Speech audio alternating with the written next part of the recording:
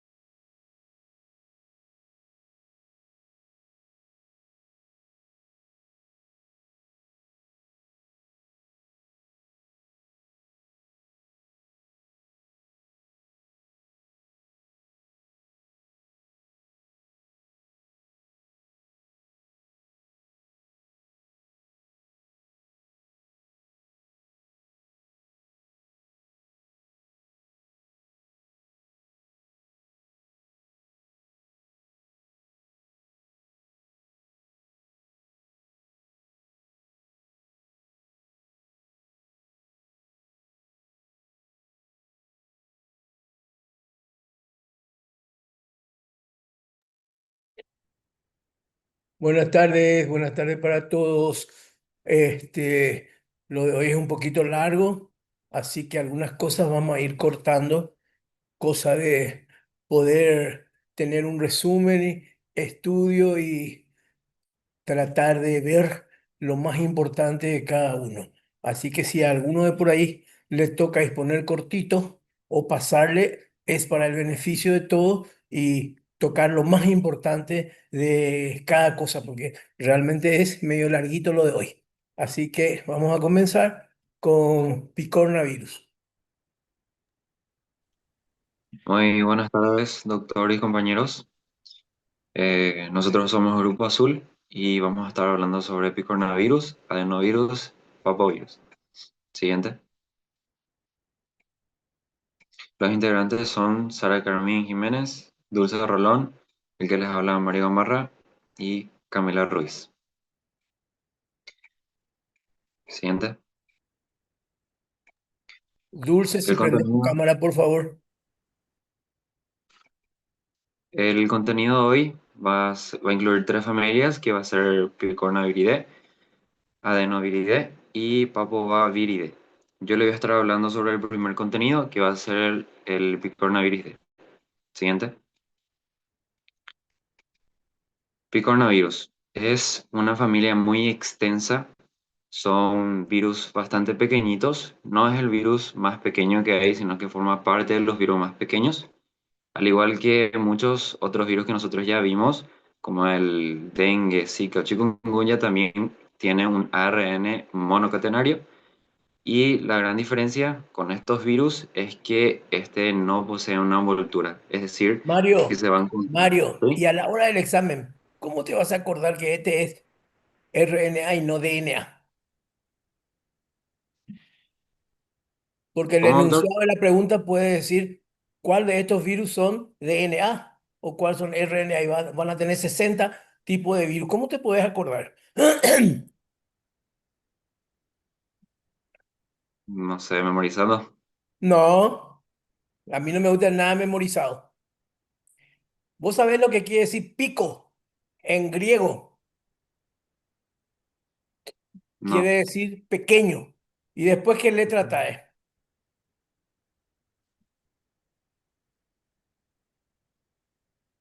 Ya tenés lo primero que vos dijiste que es de los virus más pequeños. Más pequeño quiere decir pico. ¿Y después qué viene? coronavirus. No, no, no, no, no. Ahí lo tenés anotado. Pico y después qué viene. ¿Qué letras tenés? ARN, ¿cierto? Ahí está. Entonces no hay necesidad de memorizar. El virus más pequeño y es RNA. Picorna virus. Bueno, viste, Mario, por leer todo rápido no te diste cuenta de eso. Ya, gracias, doctor. Y hay algunos que van a decir DNA. Por ejemplo, los hepatnavirus. Hepa, hepático. DNA y virus. De por ahí la microbiología hace algunos chistecitos para los que estudian. ¿Entendiste ahora? Sí, gracias, doctor. Bueno, ¿te gustó? Sí, bueno, en estos géneros lo que vamos a estar viendo de importancia médica va a ser los enterovirus y los rinovirus. Para empezar, vamos a poder diferenciar el enterovirus del rinovirus porque el enterovirus va a estar especializado en infectar nuestro sistema digestivo, mientras que el rinovirus va a estar infectando nuestro sistema respiratorio. Es una gran diferencia entre esos dos géneros que vamos a estar hablando el día de hoy. Siguiente. Vamos a empezar en que encabeza la lista va a ser el poliovirus. El poliovirus forma parte de la familia de enterovirus, o sea, el género enterovirus. Y podemos ver que su transmisión es fecal-oral, va a estar infectando nuestras comidas, como también agua contaminada. Su tiempo de incubación va a ser de 7 a 14 días. El tiempo de incubación sería donde aparecen los primeros signos y síntomas del virus cuando nos infecta. Su distribución es mundial, va a afectar más a los niños y es más frecuente en otoño y en verano.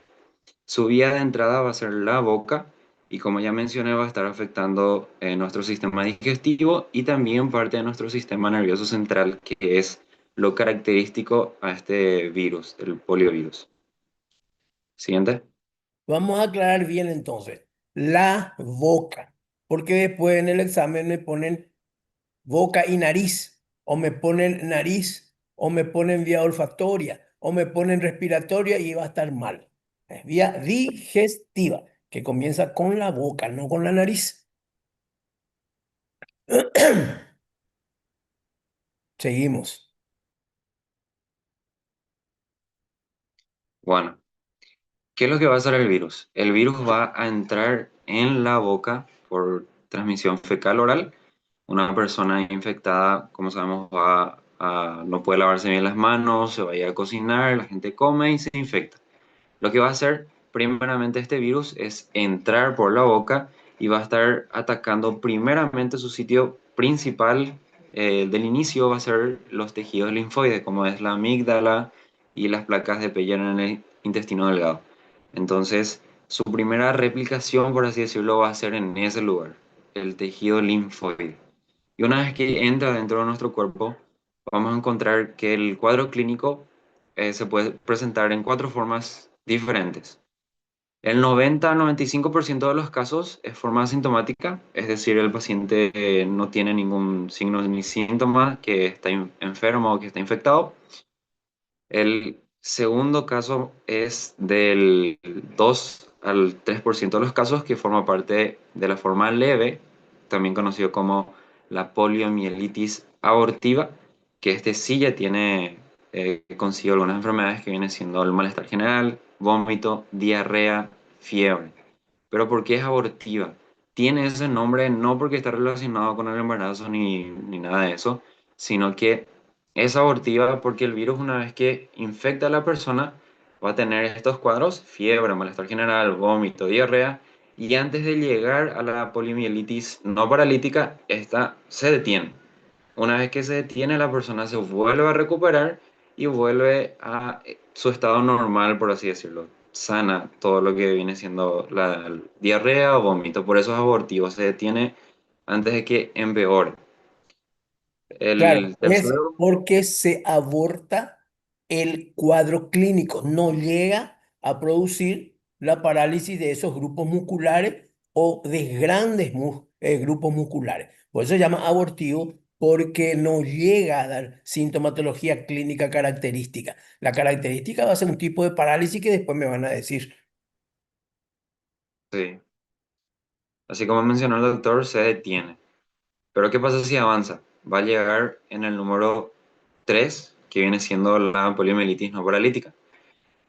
Este es un poquito más leve, por así decirlo, que es del último cuadro, que viene siendo la poliomielitis paralítica. En la poliomielitis no paralítica lo que causa es una rigidez y dolor de la espalda. Dura aproximadamente entre 2 a 10 días y luego vuelve a mejorar la persona que estaba infectada con este virus. Pero ¿qué pasa si una persona no se trata, no deja estar el virus en su sistema?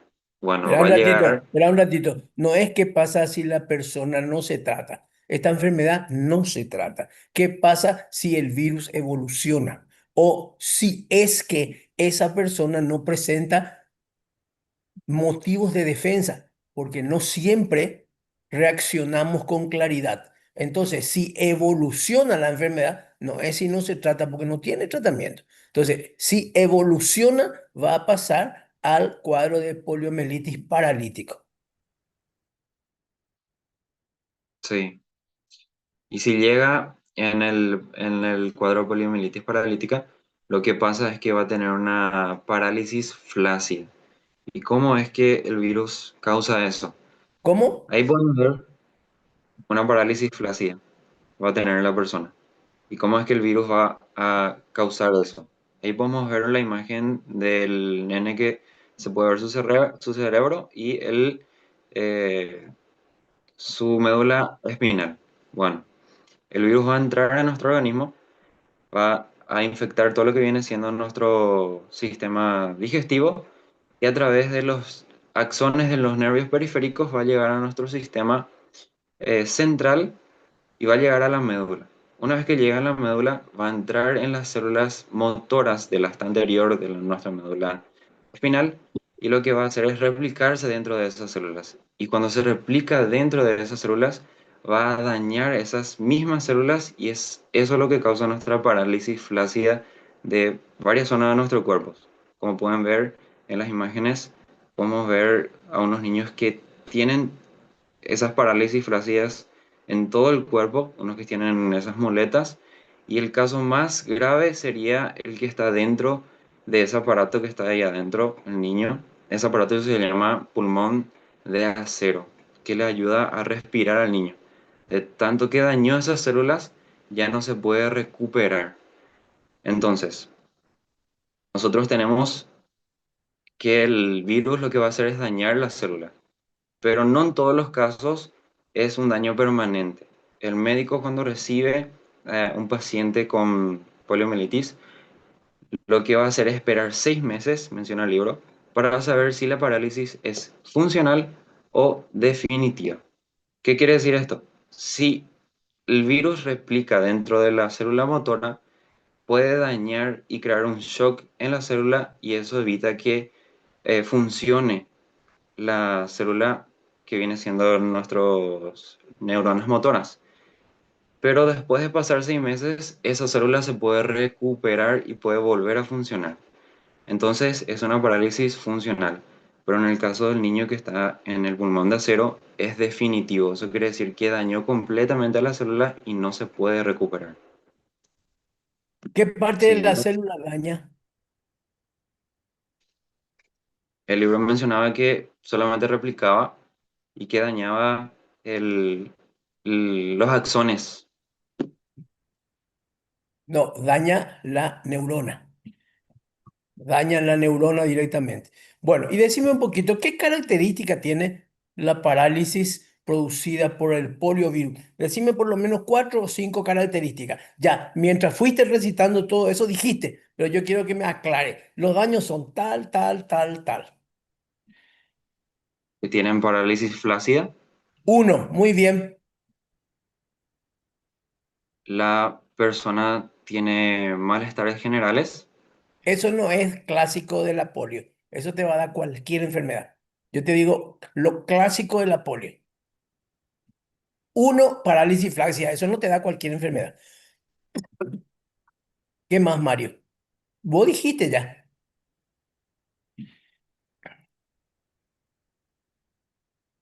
Rigidez. No, flácida, todo lo contrario. Flácida, flácida es canguipá. Es canguipá. Podría ser el tiempo que tarda. No. Bueno, te voy a decir para que te acuerdes de todo lo que dijiste y algunas cosas que no dijiste. Primero, daña la neurona, a diferencia de cualquier otra enfermedad. Segundo, parálisis flácida, o sea, se cae completamente, no reacciona a ningún estímulo ese grupo muscular. Tercero, generalmente ataca a los miembros. Comienza por los miembros, miembros superiores y miembros inferiores. Y por eso se dice que es una parálisis ascendente. Ascendente. Vamos a repetir otra vez. Primero, daña neuronas. Segundo, parálisis flácida. Tercero, ataca generalmente primero los miembros. Por eso se llama parálisis ascendente. Cuarto, no son simétricas. Quiere decir que es una parálisis asimétrica. Generalmente ataca solamente un lado de los miembros. Cuarto, como no recibe tono muscular del nervio que inerva a ese grupo muscular, vamos a tener qué cosa con los músculos. ¿Van a aumentar su tamaño o van a disminuir? No tiene tono muscular, no recibe nervio. Va a tener atrofia muscular. Atrofia muscular. Ahora bien, si tiene atrofia muscular, ¿este virus daña los músculos? No. No, daña a los nervios periféricos. Entonces el nervio deja de estimular. Entonces por eso es la parálisis. Y como eso ocurre, va a haber atrofia muscular de ese lado, atrofia muscular. ese miembro se va a caer por la parálisis flácida. Miren un poquitito, no sé quién tiene el señalador, miren el pie de la nena. Dibujo 1, 2, 3, 4. Foto 1, 2, 3, 4. Fíjense, los pies en este caso, raramente hay una parálisis simétrica. Y ven cómo se cae el pie. No puede levantar la punta del pie. No, no, no, no, no. En la última foto, primera, segunda, tercera, cuarta, que está ahí abajo, en el cuadro de abajo a la derecha. Fíjense cómo cae. Después, en la figura 3 del nene con muleta, fíjense cómo la pierna izquierda es más fino que la pierna derecha. Y no solamente eso, sino que el hueso se dobla. ¿Por qué se dobla el hueso? Se dobla el hueso porque uno de los grupos musculares, donde están los gemelos, se atrofian y no reciben carga eléctrica, no reciben estimulación nerviosa. Entonces la parte de adelante, los tibiales, que sí tienen tono muscular, se contraen. Entonces hay una asimetría del trabajo muscular. Los tibiales tienen fuerza y los que están atrás, los gemelos, no tienen fuerza. Por eso que se dobla el hueso. Todo esto es previo. Y que si esto sigue evolucionando, no sabemos por qué la fisiopatología puede dar que ataque el bulbo. Y ahí sí vamos a tener parálisis respiratoria. Al tener parálisis respiratoria no va a poder respirar. Por eso que en ese momento se inventó ese pulmotor que vos hablaste, que es para los que tienen parálisis respiratoria. Vos decís, sí, pero 1% nomás. ¿Por qué tanto lío? Si 1% nomás. Y bueno, sobre 100.000 o 120.000 niños que nacen por año en el Paraguay, ¿cuánto es 1%? Y en 6, 7 años que si no hubiera vacuna, le va a pasar, estamos hablando de cifras catastróficas. Y recién pasó una pantalla que habla de vacuna, después vamos a ver lo de la vacuna. Pero así como hablamos de la viruela, que era la primera enfermedad que se erradicó, la segunda se cree que es polio. Ustedes ya no vieron casos de polio, porque hace más de 30 años que no hay casos de polio en el Paraguay. A menos que tengan un pariente o un vecino que presente esta característica de parálisis flácida, asimétrica, atrofia muscular. Si tienen un pariente o un vecino, seguro que tienen más de 40 años. Seguro que tienen más de 40 años.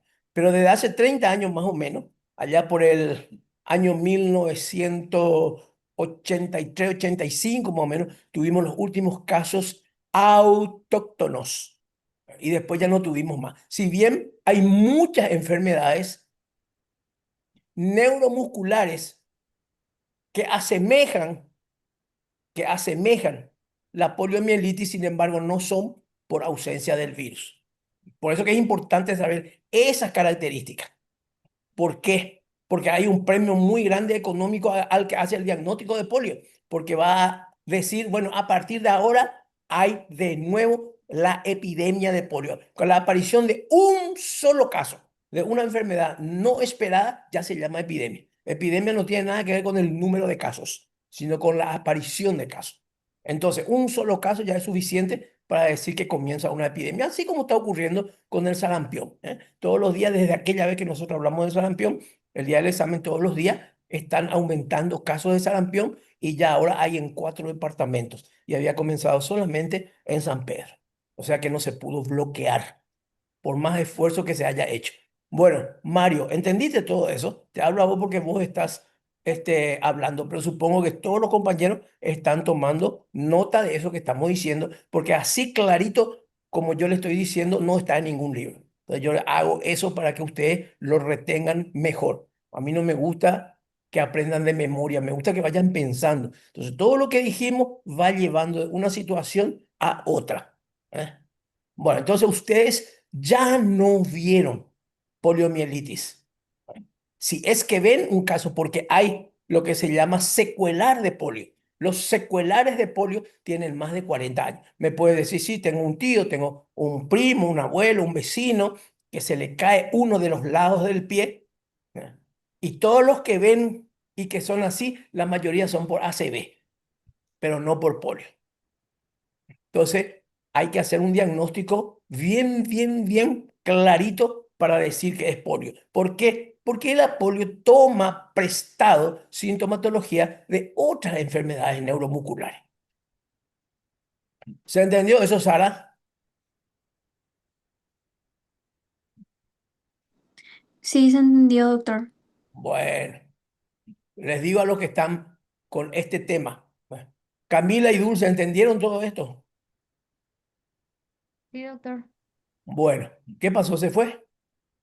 Ahí está, ahí está. Bueno, eso era la foto de la izquierda es una foto que se veía mucho, especialmente en los colegios. Nosotros teníamos compañeros en el colegio, en todo el colegio, dos o tres, que presentaban secuelas y caminaban así con la muleta.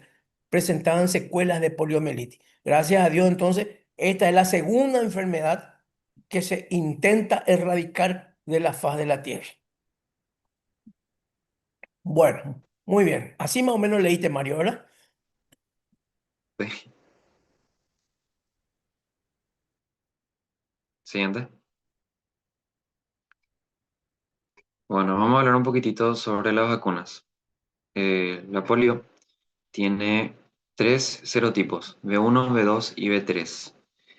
Existen dos tipos de vacunas, la IPV y la OPV. El VP o el PB quiere decir poliovirus 1, poliovirus 2 y poliovirus 3. Tres serotipos.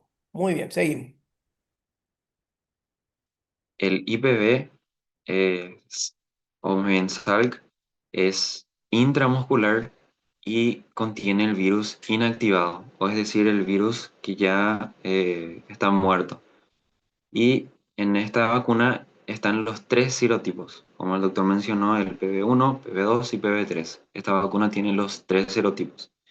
El Sabin o OPV, que se da a través oral, tiene el virus atenuado. Es una diferencia con el IPV que tiene el virus inactivado. Para Y es denunciar, para tratar de pensar, ¿qué quiere decir IPV, intramuscular poliovirus? ¿Qué quiere decir OPV, oral poliovirus? ¿Eh? ¿Cuál fue creado primeramente? El Sabin, que es lo que ustedes todito le pusieron gotitas de Sabin oral en la boca cuando tenían meses, así como al niño que está en la foto de la derecha. Bueno, ahora explícame cada una de esas vacunas.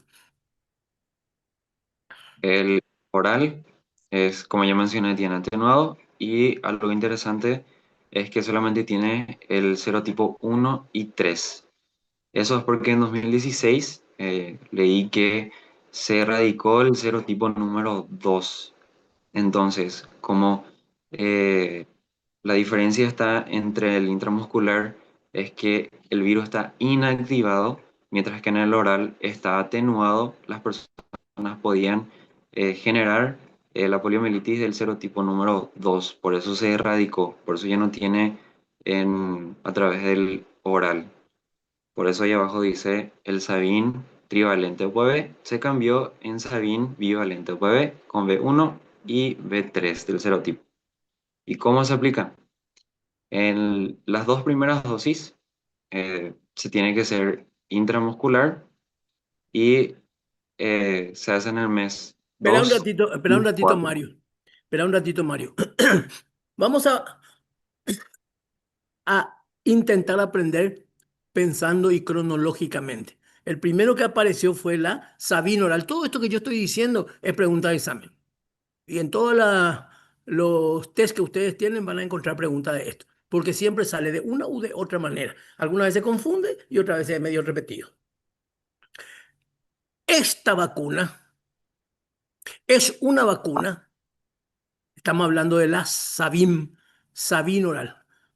Fue la primera que se descubrió y lo descubrió un señor de apellido Sabin que vino 2 veces al Paraguay. Después de su última visita al Paraguay, allá por el 84, 85, falleció el señor. Y falleció muy pobre, porque todo el mundo le quería pagar por su vacuna para poder vender. Y él dijo, mirando a los niños que necesitan, yo no voy a cobrar ni un solo dólar por ninguna dosis. Y murió en la pobreza. ¿Por qué? Porque él dijo que no se tiene que vender esa vacuna. Bueno, ¿qué es lo bueno que tiene Sabin? Sabin es demasiado bueno. Toditos ustedes que tienen más de 6 años se pusieron la Sabin. No había la Salk. Se pusieron la Sabin. Y la Sabin es oral porque son virus atenuado. Pregunta de examen. Virus atenuado. Quiere decir que son virus vivos, solamente que se les saca la capacidad de hacer daño y producen muy buenos anticuerpos. ¿Y por qué es muy tremendamente buena esta vacuna? Porque al ser vivo, al haber virus atenuado, no muerto, no inactivado, virus atenuado, al ponerlo en nuestra boca, hacía exactamente lo que explicó Mario de la fisiopatología. Entra en la boca, se replican las amígdalas, se replican las placas de Peyer y se elimina por materia fecal el virus sin capacidad de producir enfermedad. ¿Qué quiere decir eso?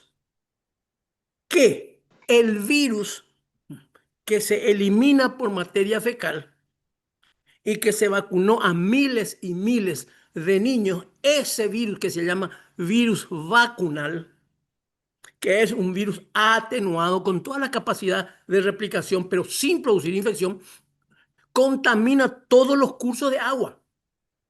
¿Por qué? Porque todos los niños defecan.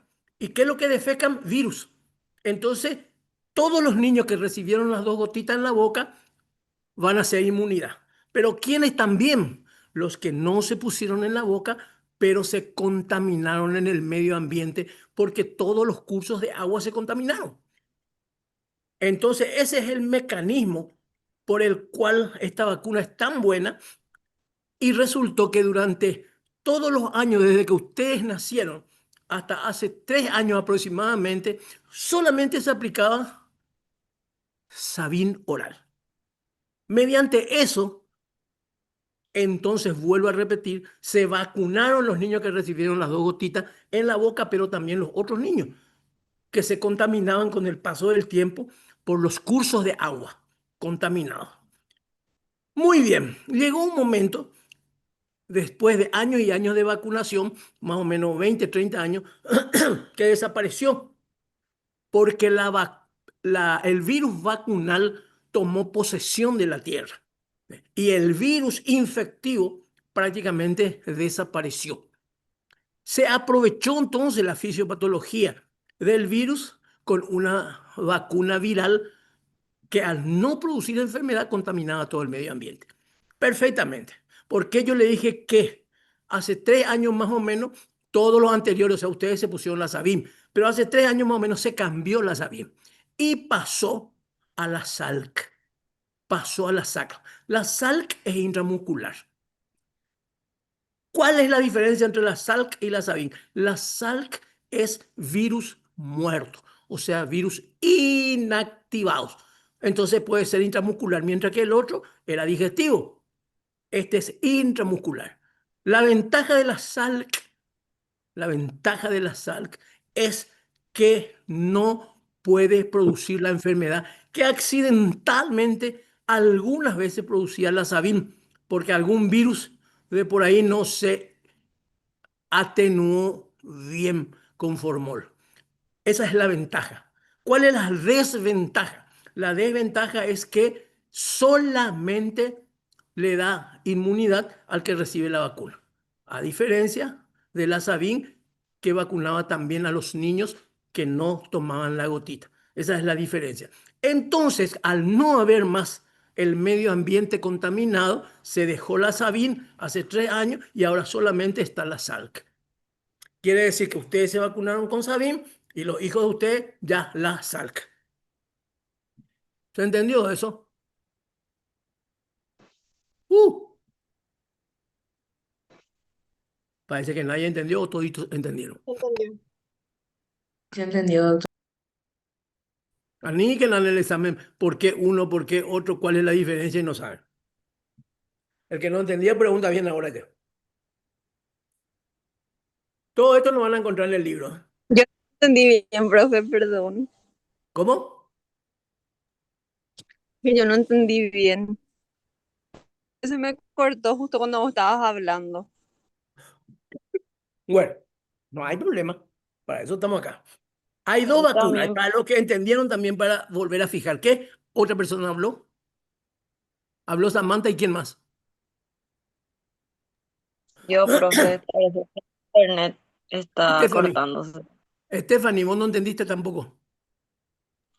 Sí, también se me trabó. No sé si es mi internet. Bueno, hay dos vacunas para la poliomielitis. La poliomielitis era una vacuna, perdón, era una enfermedad muy invalidante. De eso ya hablamos. Y había dos vacunas. La que apareció primero es la que inventó el señor Sabin, que inclusive le dije que vino al Paraguay 2 veces. ¿Por qué se usa el Sabin? Porque la vacuna Sabin es con virus atenuados, no es con virus muerto, es atenuado, solamente que se le saca la capacidad de virulencia, pero es un virus vivo, atenuado. Entonces, ¿qué es lo que hace la Sabin? Entra en la boca porque es oral, por eso se llama OPV, oral poliovirus. Entra en la boca y se va a la amígdala, a las placas de Peyer, y se reproducen ahí, se replican ahí y se elimina por materia fecal. Entonces queda este niñito con la boca abierta, queda vacunado. Pero como son miles y miles de personas, de niños, todos los niños defecan y al defecar eliminan ¿qué virus? El virus vacunal que ya está atenuado. Y poco a poco, en 5, 8, 10 años, este virus vacunal desplaza al virus salvaje, el que enferma. Al desplazar al virus salvaje, toma posesión de la zona el virus vacunal. Entonces también se vacunan los otros niños que no vinieron al hospital a vacunarse. ¿Y por qué? Porque toman todos los cursos de agua, arroyo, lago, todo, todo, todo, todo. Contamina todo el medio ambiente. Entonces el niño que se contamina en el medio ambiente va a ser por el virus vacunal, no por el virus salvaje. Muy bien, esa es la ventaja de la Sabin. La Salk se hace intramuscular porque solamente vacuna al que recibe la inyección, porque es un virus inactivado, ¿qué quiere decir muerto? El otro era atenuado, este es inactivado, virus muerto. Los dos producen muy buena calidad de anticuerpos. El primero se usaba porque vacunaba directamente a los niños vacunados y también indirectamente a los otros niños. Y este solamente a los que reciben la inyección. Ahora bien, al no haber más casos, al no haber más casos de polio, quiere decir que todos los niños están vacunados, los directos e indirectamente. Entonces ya no hay necesidad de vacunar con virus atenuado, con virus vivo, porque algunas veces generaba algún pequeño accidente, ¿eh? Y hacían una regresión de esos virus y de por ahí causaba pequeñas enfermedades. Sin embargo, la sal, hacer virus muertos, no produce eso.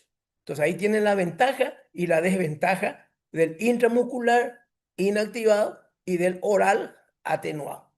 Por eso todos ustedes se vacunaron con la oral hasta ahora que los hijos de ustedes se van a vacunar con la SALC, IPV, intramuscular poliovirus. ¿Se entendió ahora, gente?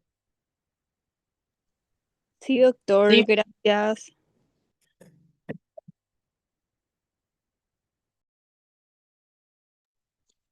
Profe, también leí que decía que la UPV creaba algo bueno, que creaba inmunidad a través de la mucosa de la boca.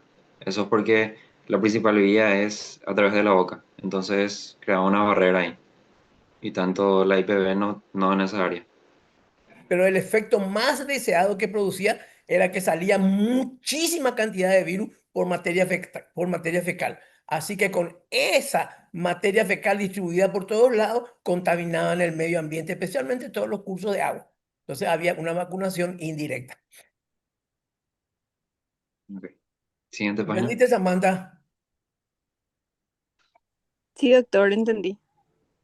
Profe, Sí. entonces esa vacuna, vos dijiste que el que tiene virus atenuado le inmunizaba también a los niños que no se vacunaban. Entonces es más efectivo epidemiológicamente porque entonces ahora se suministra al otro, porque ya no hay más. Claro, muy cierto, porque ya no hay más. Entonces no necesitas invadir todo el medio ambiente con virus vacunal. ¿Y por qué? Porque ya está invadido. Prácticamente no hay más virus salvaje. No hay más casi. Fue desplazado por el virus vacunal. Entonces directamente el vacunal que necesita nomás y te ahorras esos posibles accidentes o probables accidentes que pueda haber. Entendí. Gracias, profe. ¿Ok? En esta parte podemos ver un esquema de regulación de vacunación que sacó el gobierno y ahí habla un poquitito de lo que ya había mencionado, que las primeras dosis se hacen en esos meses que están ahí, sería 2, 4 y 6 y luego vienen los refuerzos, que vienen siendo en el mes 18 y en el año 4. Y habla sobre la vacuna hexavalente, que como pueden ver en el esquema hay una estrellita y los meses correspondientes, que es 2, 4, 6, 18 y 4. La vacuna hexavalente no solamente te va a proteger de la poliomielitis, sino también de varias otras enfermedades, como menciona ahí abajo. La difteria, tétanos, tosferina, hepatitis B, Homeopilus influenza B y obviamente lo que estamos hablando que es la poliomielitis. Siguiente página.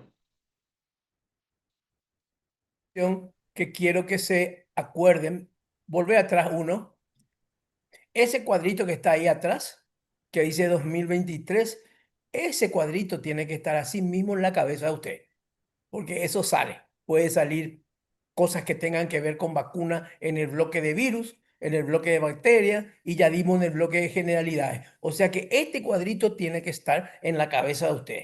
Y no solamente eso.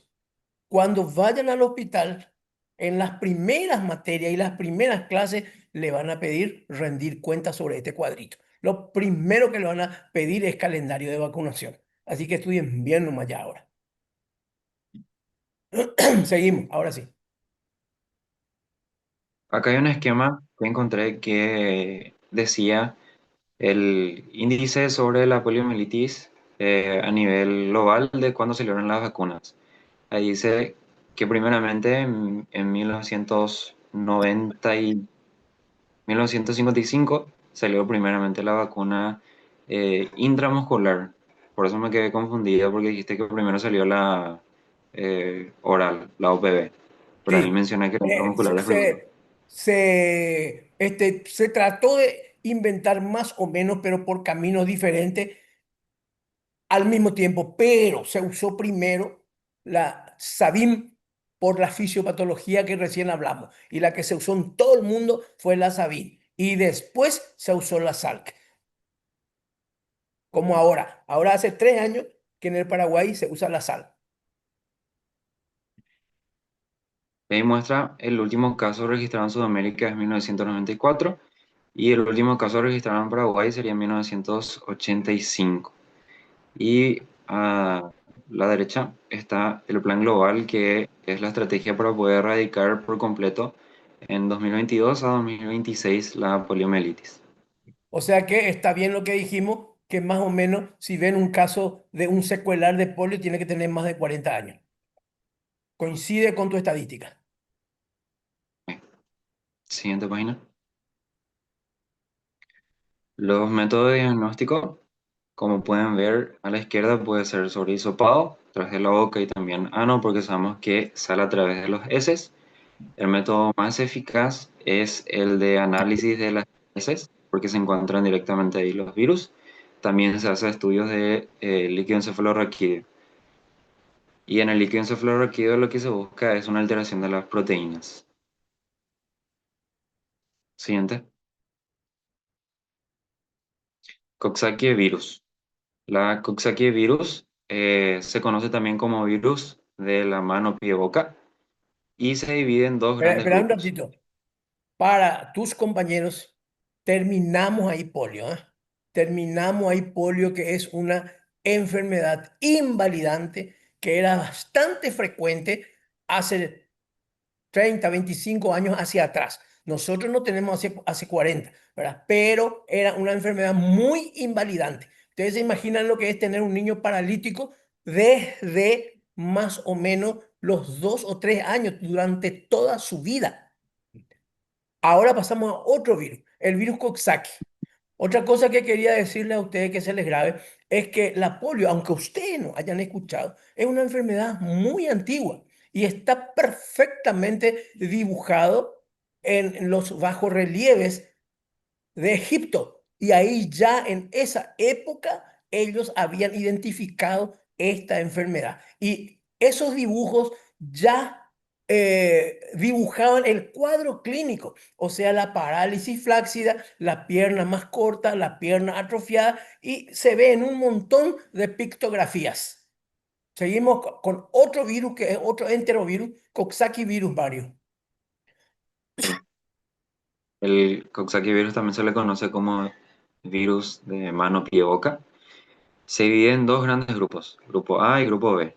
El grupo A contiene muchos serotipos, que serían de 27 serotipos, y el B contiene 6 serotipos. Es decir, entonces, que hay una gran variedad de Coxsackie virus. Su distribución es a través de todo el mundo, su distribución es mundial, su mecanismo también es fecal-oral y su tiempo de incubación es menor a la de la polio, que sería 2 a 9 días. Siguiente. Se le conoce como virus de mano, pie, boca, por lo que genera en esta zona. El cuadro clínico se va a dividir en el tipo A y el tipo B. El tipo A, vamos a encontrar que está en negrita, le marqué en negrita lo que viene siendo lo característico del tipo A, de los 27 tipos, que es la erepangina, que viene siendo en la boca, en el techo de la boca, podemos ver en las flechitas blancas unos puntitos que salen, que serían unas úlceras que salen en la boca, y eso crea un dolor al tragar. Eso es algo característico del virus del tipo A. Y también el exantema de viral de las manos, pies y boca. Como pueden ver en la lengua, en la flechita negro, y en las manos ahí abajo en el esquema. También crea meningitis aséptica y miocardiopatía. Siguiente. El tipo B es característico por algo que se le llama comúnmente como abrazo del diablo, pleurodinia. ¿Qué es esto? Esto más bien va a afectar a los músculos que se encuentran en la parte del tórax, y las personas describen como una sensación de que alguien les abraza de manera muy fuerte y no les deja respirar. Por eso Se se le llama denomina como pleurodinia, Mario, ¿eh? pleurodinia. Pleurodinia. Y equivale a que se desgasta la pared lisa de las pleuras y al rozar entonces duele. Exactamente. También crea enfermedad neonatal y algo característico es la diabetes mellitus. También, al igual que la SARIA, va a generar meningitis aséptica y miocardiopatía. Lo de la diabetes mellitus es porque se está estudiando, pero se cree ya que se llega a la conclusión de que este virus puede atacar los islotes de Langerhans. Entonces, al atacar los islotes de Langerhans del páncreas puede producir diabetes, o sea, es un virus asociado a la diabetes. Todavía no hay una palabra definitiva, pero aparentemente es así.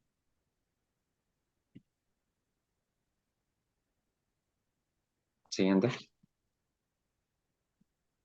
Su método diagnóstico es el aislamiento del virus, analizando las heces, el PCR, que es lo más recomendado, y la serología. Siguiente. Hepatitis A. Ahora vamos a entrarnos en un grupo que es el género hepatovirus. Siguiente. Esta es la forma del virus de la hepatitis A. Como Espera un pueden ratito, notar, Mario. Espera un ratito, Mario. ¿Tu hepatitis A lo vas a exponer vos o de lo contrario el grupo que le toca hepatitis? Porque vamos a ver juntos el virus de la hepatitis A, B, C, D y E. Vamos a ver todo junto. Solamente que está en esta parte del libro y de los conocimientos porque es un enterovirus, o sea que entra por la boca. Pero como este tema que hoy están desarrollando ustedes es muy largo, vamos a dejarle hepatitis A para los chicos que van a exponer hepatitis, donde vos podés exponer con ese grupo si querés hepatitis A o si no directamente le dejamos al grupo de hepatitis que ellos expongan. Lo que sí tenemos que saber y solamente se va a quedar acá es para saber que es un enterovirus, a diferencia de los otros virus de las hepatitis. Entonces pasamos nomás a hepatitis A, que es un tema tremendamente importante, ¿eh? Ahí tenés el rinovirus y ecovirus. el ecovirus también forma parte de la familia de enterovirus. Se disemina de manera muy rápida en el medio ambiente familiar y sus manifestaciones clínicas van a ser la meningitis viral con debilidad ocular. Como pueden ver en la imagen, el ojo está bastante rojo. También exantemas generalizados, como pueden ver en la foto del bebé, que tiene esos puntitos en todo el cuerpo, conjuntivitis bacteriana y cuadros febriles. Su método de diagnóstico va a ser de aislamiento del virus, como el, ya habíamos hablado, lo recomendado tiene que ser el PCR y métodos serológicos. Siguiente.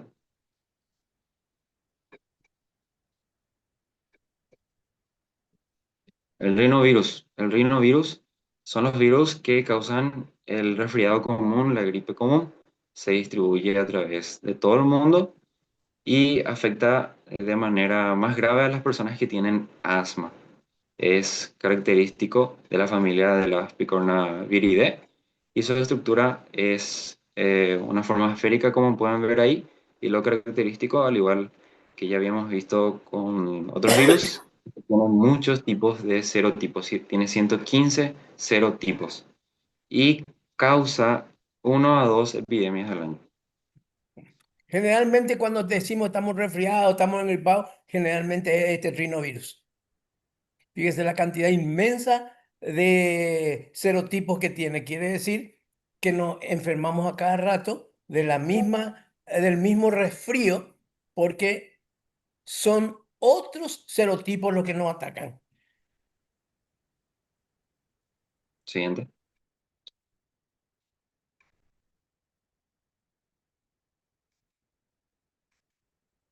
Siguiente. Manifestaciones clínicas. Como ya mencioné, causan el resfriado común, el gripe. Su tiempo de incubación es menor, es de 1 a 4 días y es un proceso agudo que dura 6 a 8 días para poder recuperarnos. Su método de diagnóstico no es tan habitual y se hace raras veces aislamiento y tipificación. Más bien lo que se hace es investigación de los anticuerpos por medio de fijación y complemento, de complemento.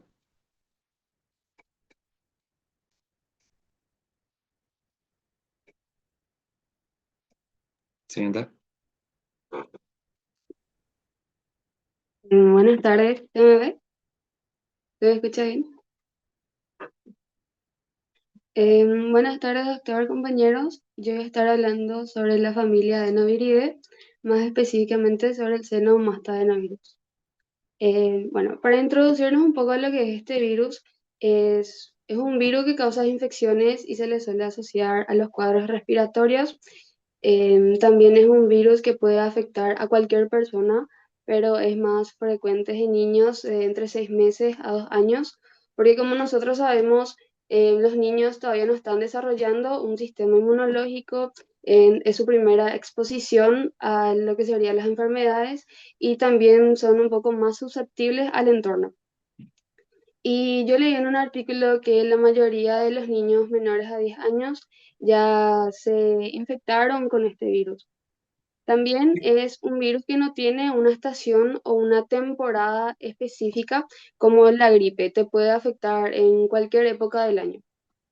Siguiente, Sari. Bueno, para hablar un poco de su estructura y su composición, tiene un tamaño de 70 a 90 nanómetros de diámetro, presenta 240 capsómeros, no tiene una envoltura y tiene una forma en icosaédrica, o sea que va a tener 12 vértices. De estos 12 vértices se van a estar prolongando lo que serían las fibras que van a terminar en una perilla terminal. Estas fibras con la perilla terminal les sirve para que se adhieran a las células para la hemaglutinación y también para poder adherirse a células específicas que van a infectar. En su composición, en un 13% es ADN y en un 87% proteína. Se van a acordar que es ADN porque es adenovirus.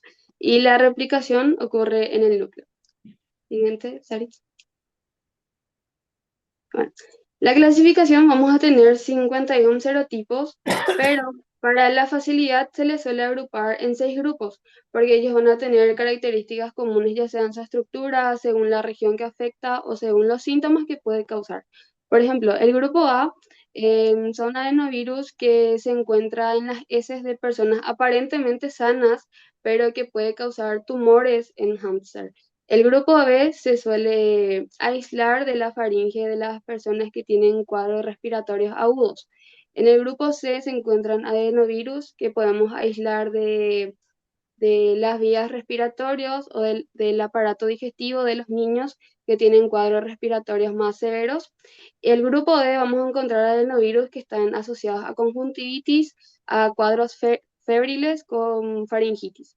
En el grupo E son adenovirus que tienen cuadros respiratorios muchísimo más severos y cuadros faringoconjuntivales febriles. Y en el grupo F vamos a tener los adenovirus que pueden causar em, problemas en el intestino, en el Por eso que, aparato digestivo. por eso que siempre suelo decir que no hay que decir, sí tiene una gripe nomás, o sí está resfriado nomás. Fíjense todas las consecuencias que puede tener ese famoso, es una gripe nomás, es un resfriado nomás. De hecho que si hablamos de gripe estamos hablando de un grupo de virus.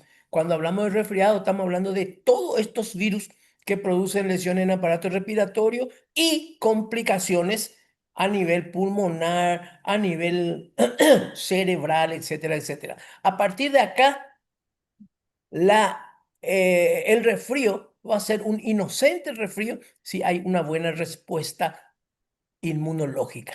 Si no hay una buena respuesta inmunológica entre los niños y los ancianos, nos puede llevar tranquilamente al óbito, ¿eh?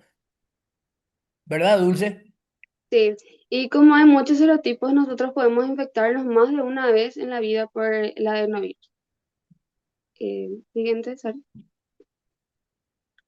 Bueno, esta tabla es del Murray, la octava edición, y nosotros podemos ver las enfermedades, los tipos que causan esas enfermedades, pero lo que más llama la atención es la población de pacientes, donde la mayoría son lactantes o niños pequeños. Siguiente, Sari. Bueno, los cuadros clínicos que causa puede causar cuadros respiratorios agudos similares a la influenza con faringitis, faringoconjuntivitis, neumonía, fiebre y el libro tira un montón de muchísimos síntomas más. También tenemos la queratoconjuntivitis, que se le suele decir también ojo de astillero, que tiene toda una historia de por qué se le dice ojo de astillero, pero esta queratoconjuntivitis lo que tiene más en específico es que afecta a la córnea y puede causar la pérdida de la visión. Afecta la visión, hay fotofobia y también hay opacidad en la visión. La conjuntivitis hemorrágica no afecta la córnea, pero hay hemorragia en los ojos. Después también la faringitis exudativa aguda y la gastroenteritis. Acá me faltó colocar lo que sería la cistitis, que se suele ver en los niños o sea, se descubrió en los niños de Japón y en los Estados Unidos, causaba hematuria, disuria y otros pocos cuadros que tenían que ver con el sistema urinario. Bueno, entonces les Sí. recordamos entonces, Dulce, a todos tus compañeros, de que ya no hay que decir más ahora, y no tiene nada, tiene un resfriado nomás. Si es Sí. gripe nomás, es influenza gina. Y si es resfriado nomás, puede ser adenovirus, puede ser Sí. rinovirus, ecovirus, que pueden tener complicaciones muy severas dependiendo de la franja etaria del paciente. Por eso yo le digo siempre, cuando hay sintomáticos respiratorios, traigan tapaboca. ¿Por qué? Porque el compañero de al lado o de adelante se puede ir con ese resfriado, entre comillas, no más, y le lleva a su abuelo, a su abuela, a su bebé, a su sobrinito. Y ahí vamos a ver estrellitas. Sí. Siguiente, Sari. Bueno, en la epidemiología, así como yo dije, está distribuida en todas partes. No va a tener una estación o una temporada como la gripe, que generalmente en invierno tenemos más gente que se infecta por la gripe, pero el adenovirus puede afectar en cualquier época del año hacia criaturas, a personas mayores, no le importa. Y el contagio es interhumano por las em, general, más específicamente es fecal oral. También por las secreciones conjuntivales y por las secreciones rinofaringitas. Los serotipos más frecuentes son los serotipos respiratorios, el 1, el 2, el 3, el 5 y el 7, y de tipo de gastroenteritis, el 40 y 41. Siguiente, Sari. Bueno, el diagnóstico se hace de dos maneras: aislamiento del virus mediante cultivo en células y pruebas serológicas. Pero yo leí que cuando los síntomas son leves, no se suele hacer los diagnósticos. Cuando presentan los cuadros más severos, ahí recién se hace el diagnóstico, o cuando hay un brote de adenovirus, se suele hacer los diagnósticos. Así mismo, nosotros los médicos somos los que le decimos cuando viene alguien con resfrío, anda, toma paracetamol, anda a tu casa, resfrío nomás lo que tenés. Nosotros somos los primeros que plantamos esa idea en la mente de los pacientes. Resfrío nomás es. Y yo también leí en un artículo que para las criaturas generalmente se les suele recetar paracetamol para este virus, solo para aplacar un poco los síntomas del niño. Sí. Siguiente. Dulce, no vamos a decir más ¿Sí? criatura, vamos a decir niños, porque Niños. criatura sos vos y yo también. Siguiente, Sari. En medicina Bueno, en niños. bueno, el tratamiento no hay tratamiento específico, pero hay una vacuna, solamente que la vacuna no está disponible para todo el mundo. Hay cierta población, yo leí que se le suele aplicar a los militares de los Estados Unidos que suelen estar más expuestos a esta enfermedad, porque como hay tantos serotipos y se puede prevenir, no hay caso aplicar la vacuna. Solamente se aplica a los que están hacinados y a los que tienen alguna misión y eso por donde hay una epidemia. Que generalmente cuando hay epidemia de algo se le llaman los bomberos, a los militares. Nosotros no le llamamos a nadie. ¿Qué crees que la epidemia en Baepio? Che, somos nosotros. Sí, algo así. Y las medidas preventivas, Alguien después le explica a su compañero que no entiende uno ni qué en Baepio, che. a Victoria Catrini. Bueno, lavado de manos, desinfectar superficies, el uso de toallas de papel en ambientes grupales, limpieza de piscinas, porque generalmente ahí suele quedarse las partículas fecales orales, la de las conjuntivales, y asepsia durante la exploración ocular. Importante. Siguiente. Y eso es todo por mi parte. Muy bien.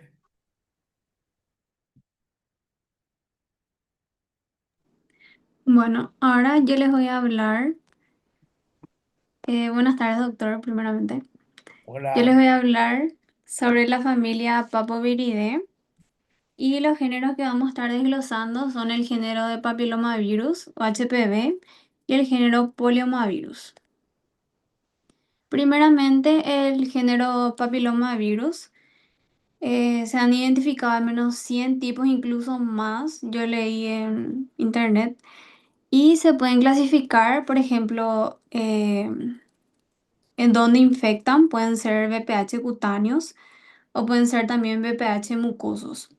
También se clasifican según el riesgo oncogénico, o sea que pueden o sea que se clasifican de bajo riesgo los que presentan, por ejemplo, los síntomas característicos que vamos a ver después, como los que son las verrugas, y van a presentar, estos los que son de bajo riesgo van a presentar verrugas, pero benignas, que generalmente no se asocian a cáncer, y los de alto riesgo son los oncogénicos, o sea, los que van a estar asociados más bien a cáncer.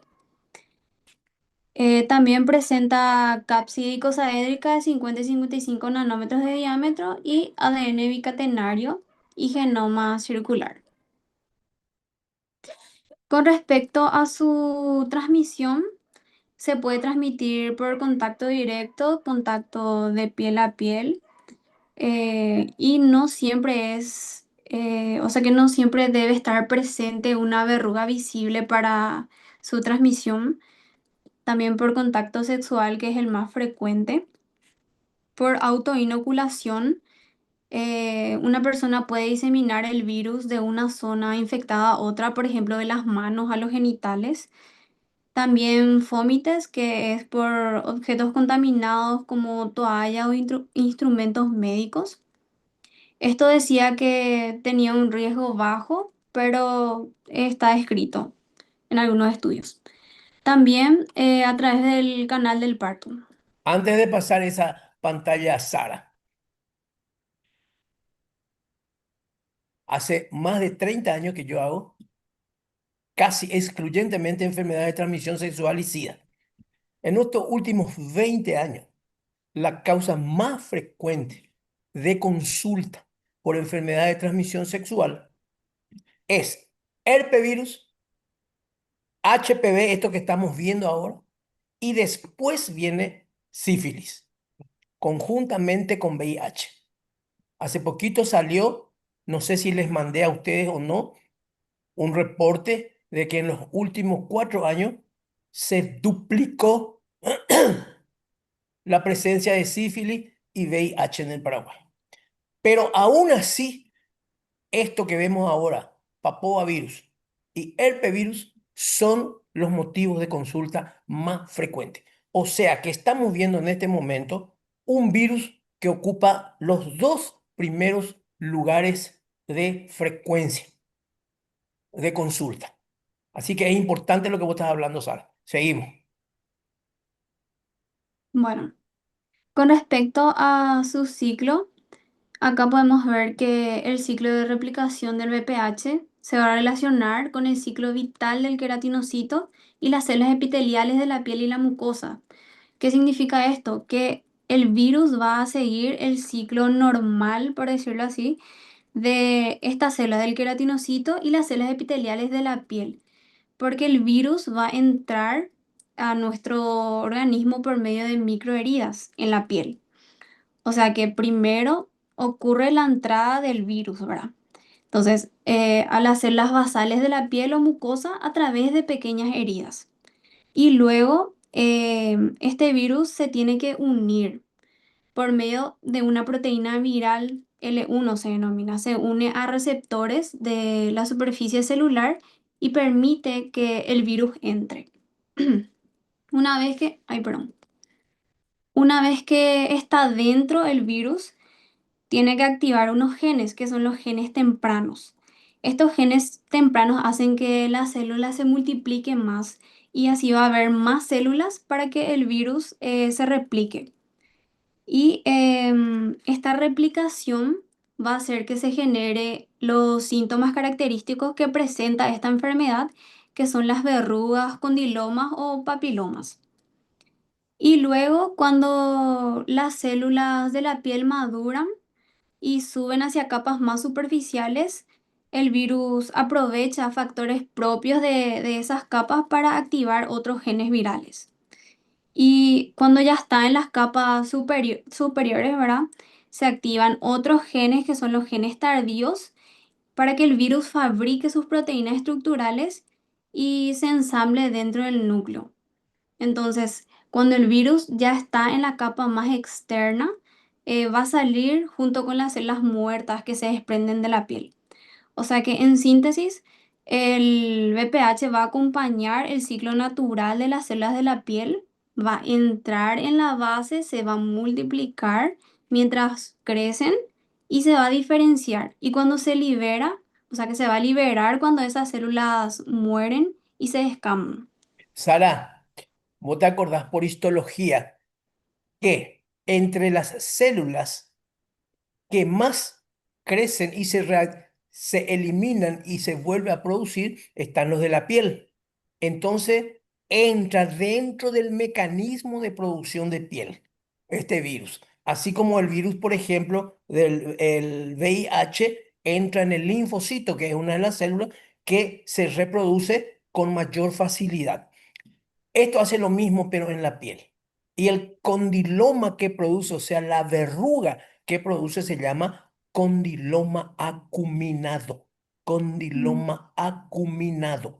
A diferencia de la verruga que hace la sífilis, que se llama condiloma plano. Este es condiloma acuminado y es como un arbolito que sale. Ahora bien, Sí. eso es cuando sale y cuando se ve. Pero para contagiar vía sexual no hay necesidad de que haya todavía, porque que aparezca ese arbolito o esa flor ahí es necesario que pase un tiempo, pero Sí. mucho antes de que aparezca ya puede transmitir a otra persona. Sí. Y como dice también acá, el VPH evita activamente el sistema inmune al no producir viremia ni inflamación y al infectar células epiteliales protegidas. Bueno, acá podemos ver las manifestaciones clínicas. El papilomavirus puede infectar el epitelio escamoso de la piel, como se ve acá. También puede infectar las mucosas, produciendo papiloma bucal, conjuntival y también genital. Y como dijo el doctor, el desarrollo de este papiloma, por ejemplo, no, o sea que tarda, suele requerir entre 3 Decirle a con, 4 decirle con nombre y apellido, Sara, papiloma acuminado, que es eso que papilomas acuminados. parece, este arbolito ese que parece coliflor. Ese es el condiloma acuminado. Para que Papiloma esté acuminado. más o menos como se ve ahí en tu primer cuadro de abajo, todavía es poco y es chiquitito y casi casi no se ve. Eso tiene medio centímetro más o menos. ¿Eh? Yo tengo fotos de más de 15 centímetros donde prácticamente esa persona no puede ni cerrar las piernas. Quiere decir, ¿cuánto tiempo pasó en producirse ese condiloma? Bueno, Verruga también he visto que se le dice. sí, se le dice verruga, pero el, no, el término científico que nosotros vamos a usar es condiloma acuminado. O sea que en Ok. la pregunta por ahí pueden encontrar condiloma acuminado y no dice verruga. Ujú. Ok. Y como ya mencionó el doctor, este condiloma acuminado suele requerir entre 3 a 4 meses y antes de su aparición ya puede ser transmitido. O sea, ustedes se imaginan lo que es una trabajadora o un trabajador sexual que tenga esto, tiene que pasar 4, 6, 7 meses, un año para que se note eso. Mientras tanto, no se nota. Y basta la unión de piel con piel para que se transmita. Por eso que yo les dije al principio de que el herpes y el condiloma son las dos más frecuentes enfermedades de transmisión sexual.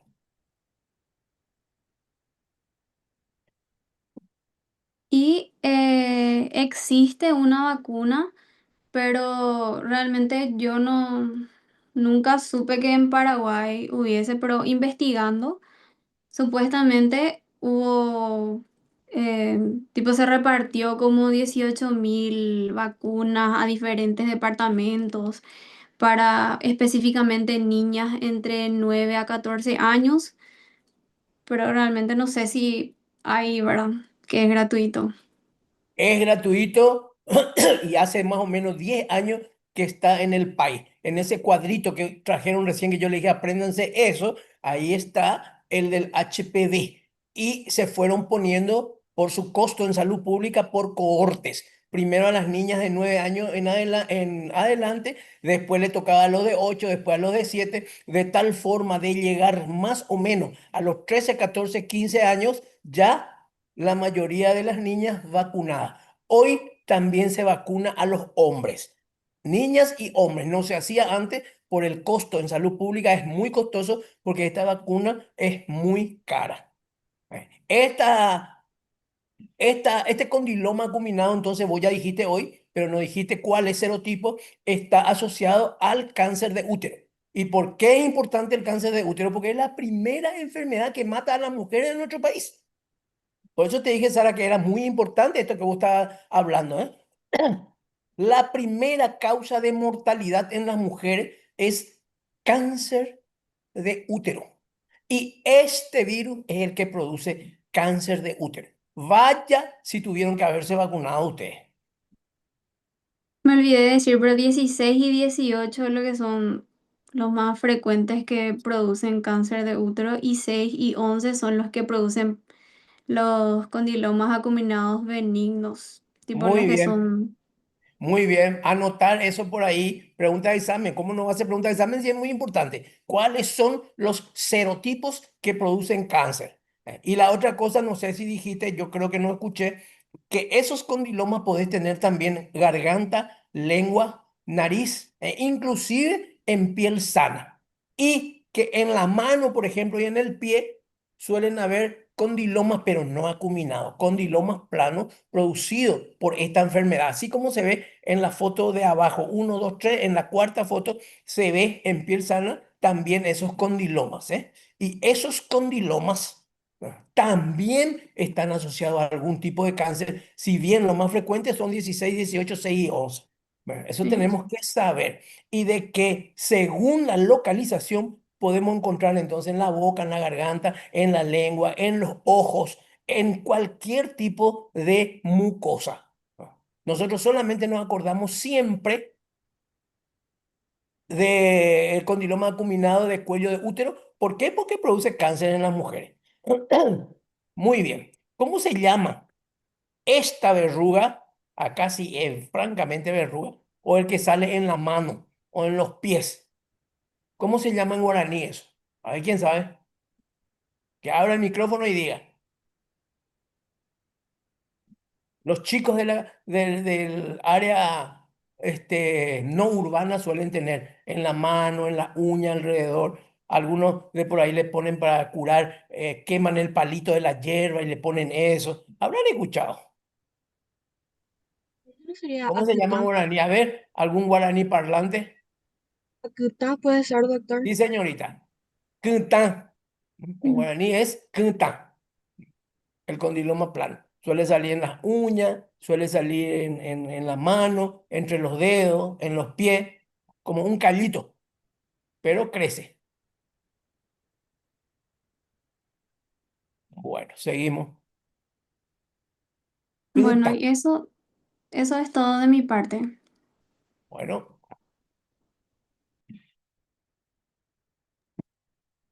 Buenas tardes a todos. Yo les voy a hablar sobre el poliomavirus. Bueno, el poliomavirus son un virus que pertenece a la familia Papoviridae. Son virus bastante pequeños, pueden medir de 45 a 55 nanómetros y son similares al papilomavirus. Está compuesto por un 10% de ADN y el 90% de proteínas. También posee doble cadena y no posee cápsula. Se identificaron 5 tipos que afectan a humanos, que sería el virus VK, el virus JC, el virus KI, virus WU y el virus de células de Merkel. Pero lo más importante serían el virus VK y el virus JC. El virus VK, por ejemplo, afecta principalmente a los riñones y las vías urinarias en trasplantados. Y el virus JC al sistema nervioso central, o sea que produce LMP, que sería una leucoencefalopatía multifocal progresiva. Y estos son virus oportunistas y afectan principalmente a personas inmunodeprimidas. Siguiente, Sara. Se distribuyen mundialmente, se encuentra en todo el mundo y más del 80% de las personas tienen anticuerpos contra el virus EK y contra el virus JC. Y en cuanto a su epidemiología, es de transmisión interhumana, pero su mecanismo de cómo se transmite no se sabe aún, pero puede ser mediante las vías respiratorias o por las vías urinarias. Camila, Y se cree... discúlpame un poco. Vamos a volver con Sara, porque si no después yo me olvido y son cosas importantes que teníamos que decir. Sara, no hay necesidad de sacar tu presentación. Oral nomás es Ay, esto. Sara, ¿hay algún mecanismo de prevención para los papoavirus, especialmente los condilomas acuminados que producen cáncer de útero, primera causa de mortalidad? primeramente, los que causan cáncer de útero para mí sería utilizar protección para las relaciones sexuales y vacunarse. Eso no más pa. Vacunación Mm, te puede hacer si tenés 12, 13 años, o sea que si no tuviste relaciones sexuales, pero desde el momento que tuviste relaciones sexuales ya no se aconseja hacer vacunación. Por eso que se ponían antes a los 9 años, después 10, después 11, según la tasa de inicio de relaciones sexuales en la mujer, que se hace por otra vía, una investigación epidemiológica. Pero hay un elemento que sirve muchísimo y que ya se utiliza con las adultas. y realizarse el Papa Nicolau. Ahí está. Ahí está. Si estabas en oral, me tenías que decir eso, o si no te levantabas y te ibas afuera. Papa Nicolau. Mira qué cosa grande y casi me olvidé. O sea que está perdonado que te hayas olvidado. Ay, Papa Nicolau. Y esto ya se hace en las adultas, o sea, en las que tuvieron relaciones sexuales. Antes de aparecer la verruga o en el cuello de útero que no se ve porque es un órgano interno, el Papa Nicolau es una prueba tremendamente sensible. Apenas hay una partida de células infectados con papoavirus, o sea, con HPV, automáticamente ya sale en el Papa Nicolau. Vaya si es importante. No solamente eso. Siempre me interesa decirle a usted elementos vivenciales para la vida de usted. ¿Desde cuándo uno se tiene que hacer Papá Nicolau? Desde que tuvo relaciones sexuales. Tuvo relaciones sexuales a los 14, a los 15, a los 16, a los 18. A partir de esa fecha, como mínimo, hay que hacerse cada un año. ¿Por qué? Porque es muy sensible y rápidamente detecta al virus. Y en caso de que haya virus en el Papa Nicolau, ¿qué es lo que se hace? Lo que dijimos hoy, la serotipificación. Y si aparece, ¿qué número de virus era el que dijiste que produce cáncer? Era el 11 11, y 16, 18, 16. 18. Bueno, si aparecen esos virus, automáticamente hay que hacer un seguimiento por toda la vida. ¿Eh? ¿Para qué? Para no dejarle que haga cáncer. O si es que hace inmediatamente hacer el diagnóstico para hacer el tratamiento quirúrgico. O sea que el Papa Nicolau es como si fuera una vacuna, salva la vida. ¿Y por qué hay mucha gente que se muere por cáncer de útero? Porque no se hace Papa Nicolau. Sencillo es. El que se muere de cáncer de útero o el que tiene un tumor operable o inoperable es porque como mínimo pasó 5, 6, 7 años desde la aparición o desde la posibilidad de aparición del Papa Nicolau positivo en una mujer. Fíjense cómo cambió. Si yo le decía a mi profesor de ginecobstetricia cuando era estudiante y me preguntaba, ¿a los cuántos años hay que hacer Papa Nicolau? mi obligación era decirle después de los 40 años. Si yo le decía a los 16, 17, 18, me daba una patada y me echaba y me ponía cero. Hoy es al revés. Si el profesor de gineco-obstetricia le pregunta a usted cuándo hay que hacerse el Papa Nicolau, usted le tienen que decir, no 40, 45, le tienen que decir desde que tuvo la primera relación sexual. Quiere decir que la cohorte de usted, como mínimo ya 3 o 4 años de Papa Nicolau ya se tuvieron que hacer. ¿Por qué? Porque es tremendamente sensible y rápidamente no hay que asustarse si da positivo. Si da positivo, lo único que dice es, hay células atípicas y hay tratamientos, pero espectaculares para la aparición de esas células atípicas. Casi nos olvidamos ahora de eso, ¿no? Bueno, seguimos, Camila.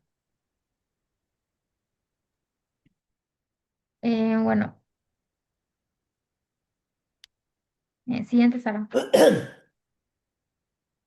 Bueno, y se cree que su contagio sería fácil y es frecuente también en la población. Siguiente.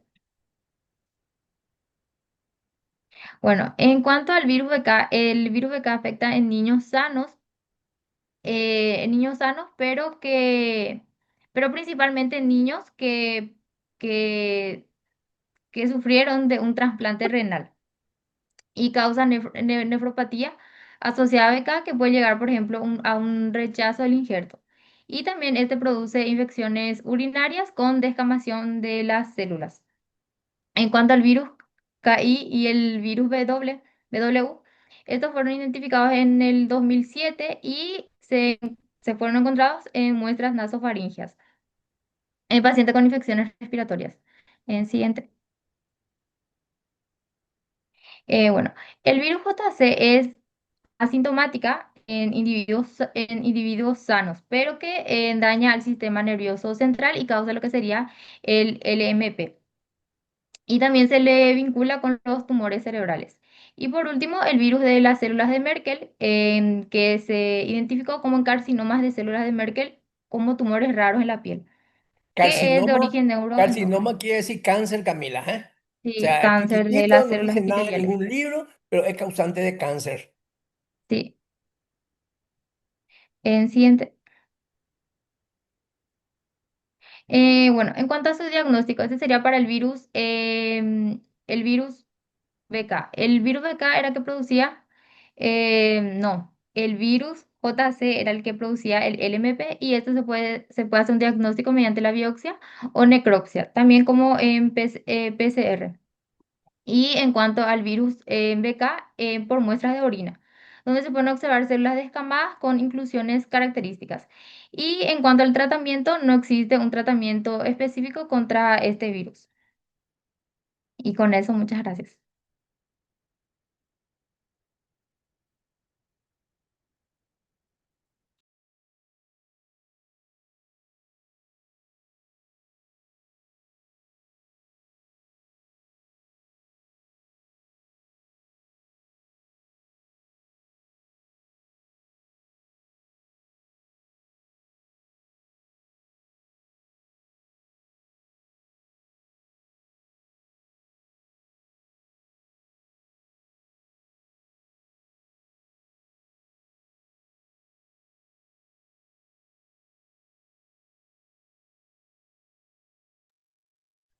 Bueno, vamos a retirar bien la presentación, vamos a prender las cámaras.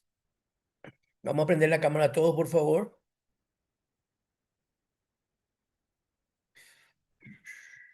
La clase anterior, 18, no me prendieron la cámara. Y estaban anotados de que están en clase 41.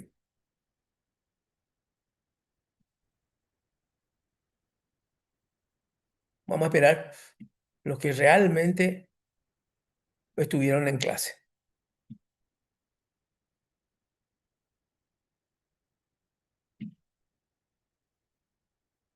Bueno.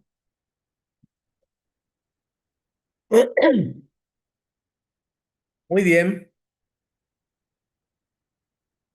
Vamos a hacer nuestro pequeño resumencito. ¿Qué le llamó la atención? ¿Qué le gustó? ¿Qué no les gustó? ¿Qué aprendieron hoy?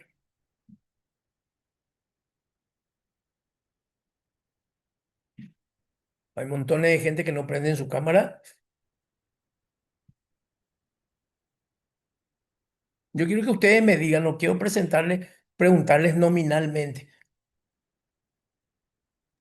Doctor, ¿Qué le llamó la atención hoy? ¿Sí?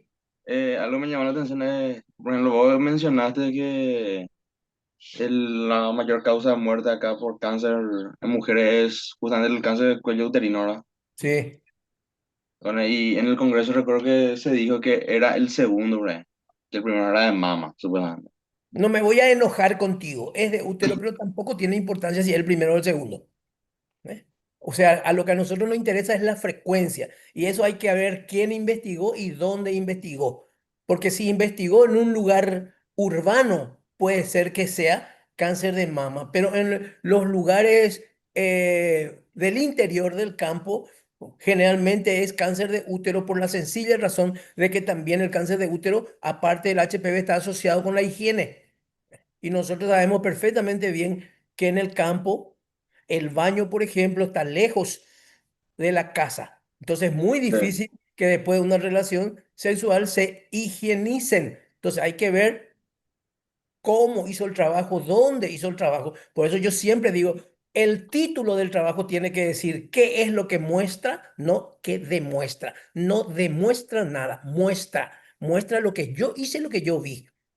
Uno, dos tiene que decir dónde y tres tiene que decir cuándo. Entonces, un título, por ejemplo, debería ser el que vos estás diciendo, causa de muerte por frecuencia en el año 2024 en Asunción. Ahí ya es diferente a Alto Paraná o diferente a Cazapá. Entonces ahí es donde hay pequeñas variaciones. De todas maneras, no está mal lo que está diciendo Ezequiel. Vos no tenés la culpa de que él no hizo el título, que el título fue sesgado. Pero no es problema de discusión si es primero o segundo, me parece. No, me pareció un dato curioso, ¿no? Sí, señor, está muy bien. Para eso estamos acá. Muy bien. Vos repetir lo que viste y eso está muy bien. Por lo menos te acordás lo que vieron en el Congreso. Excelente. ¿Qué más?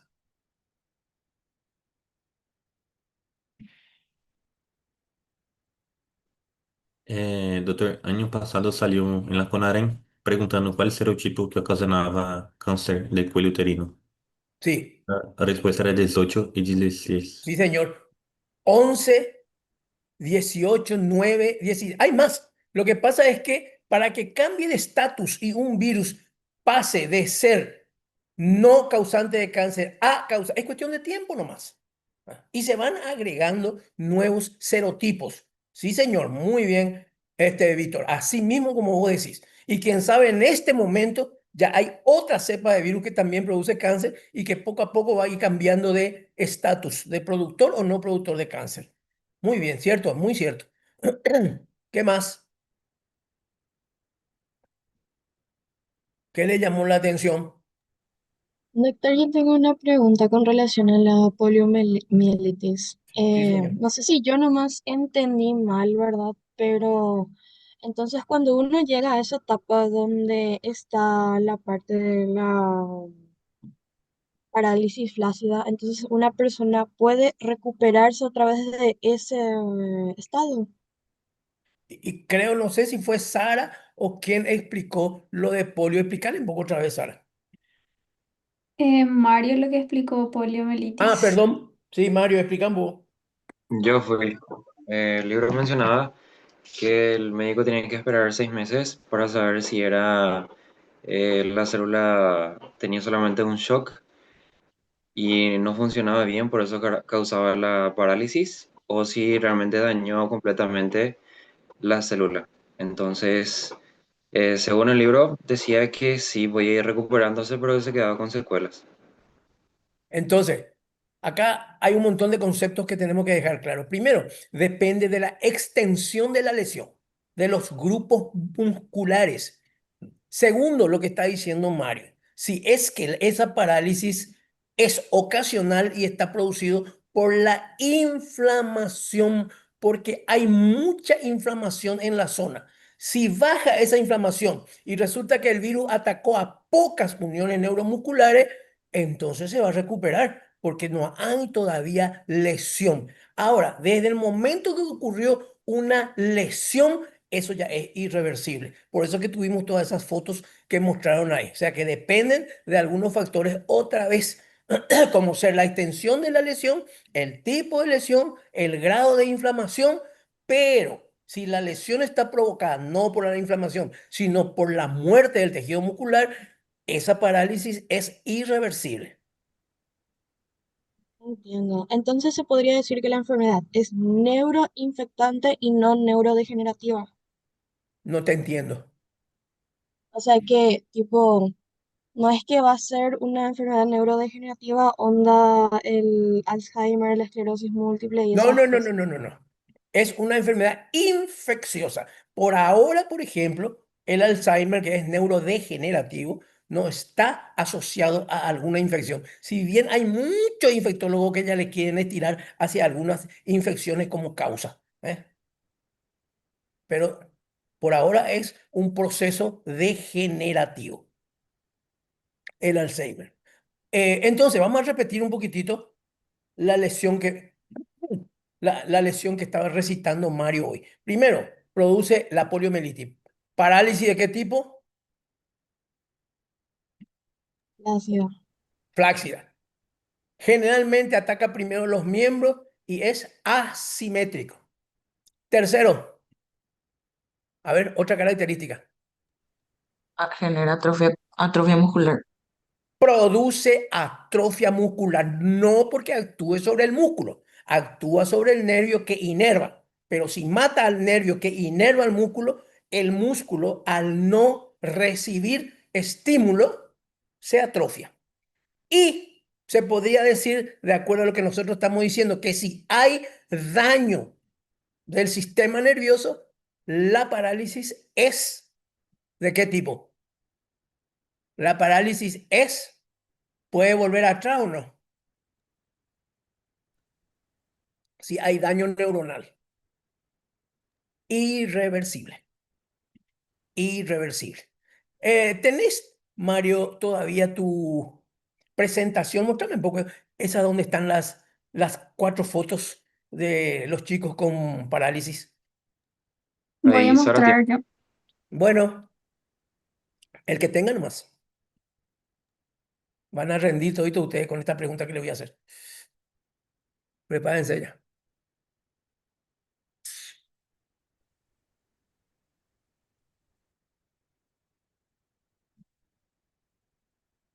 Hay una espalda que me gusta.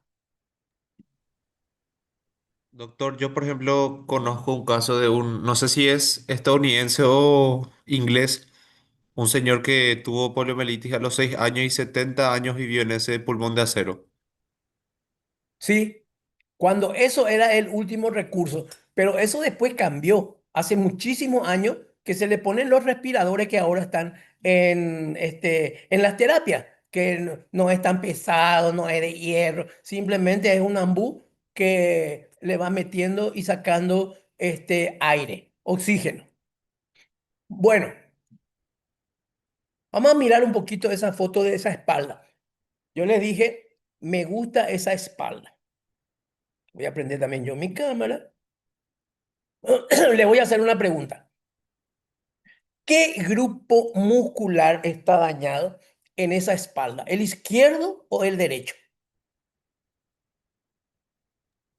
Derecho. ¿Quién da más? El izquierdo. Ya El tenemos izquierdo. el derecho y el izquierdo. Otra vez izquierdo, 2-1 gana izquierdo. A ver si nos clasificamos. El derecho por parálisis. El derecho, 2-2. Yo les dije que no me gustan de memoria, me gusta que ustedes piensen.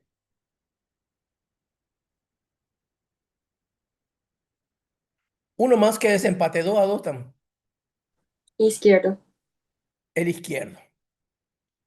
Bueno, ahora vamos a pensar. ¿Qué producía la lesión de los grupos musculares? ¿Qué tipo de parálisis? Plácida. Flácida. ¿Cuál de los dos lados, el izquierdo o el derecho, está con flacidez?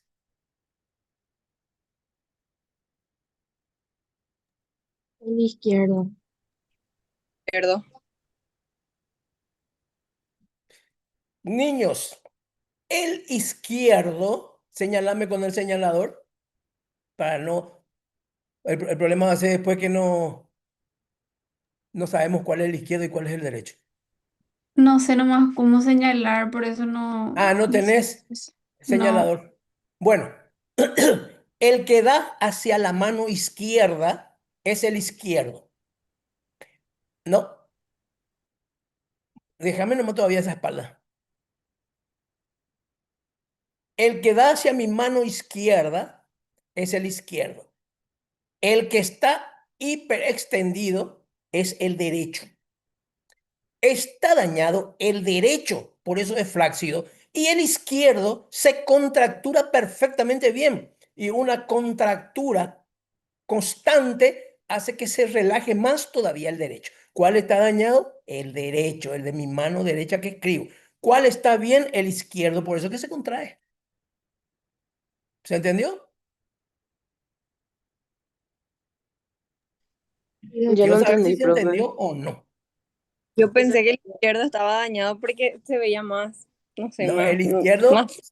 el izquierdo se puede contracturar tranquilamente bien. De hecho, que se contractura. Y la contracción permanente, porque no recibe el estímulo del derecho, entonces hace que se contraiga permanentemente el izquierdo y el derecho se relaja totalmente. ¿Entendiste, Amanda? ¿O Sí, no entendí? doctor. ¿Eh? ¿Se entendió eso? ¿Catrini se entendió o no? Sí, doctor, yo dije izquierdo porque yo pensé que estaba atrofiado, por eso estaba así muy... No, no, está contracturado. El que está relajado completamente es el derecho. Bueno, podemos retirar.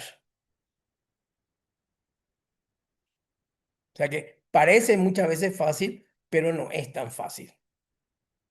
No es tan fácil. Muy bien, ¿qué más le llamó la atención hoy?